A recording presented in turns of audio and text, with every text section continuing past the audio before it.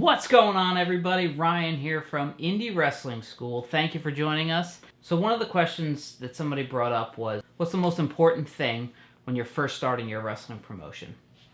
Is it your website? Is it your logo? Is it your talent? Is it the ticket price? Is it the type of show?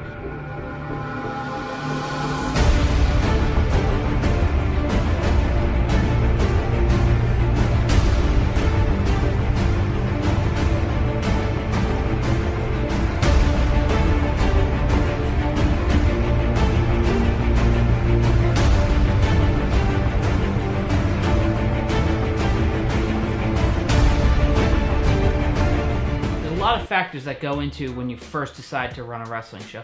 Look, do you want to be a hardcore wrestling federation? Do you want to be a family-friendly show? Do you want to have a mix of young and old talent? Do you want to have everything? Do you want to just have former WWE names or former TNA guys or Ring of Honor guys? Or what do you want to do? That's important, but it's not the most important thing. And I think people a lot of times forget that the most important thing is drawing fans. Look, nobody wants to go to a show where there's nobody there. Nobody wants to be a part of a failure. People want to be a part of a success. And if they go to a show and there's nobody there, they're not coming back. I think a lot of times guys try to just post things on Facebook and assume that you're going to get a crowd of 200. It's just not going to work. I mean, your friends and family will come out and support you, but they're only going to do it once or twice. You're not going to get them month after month. And I've always said that everybody can have a successful wrestling show, but not everybody can be a successful wrestling promoter. And what I mean by that is, look, if you put your heart and soul into it, you can get all your friends and family to come out one time. Can you get them to come out the next month, or 2 months later, or 3 months later? Or if you're running every month, can you get them a year from now?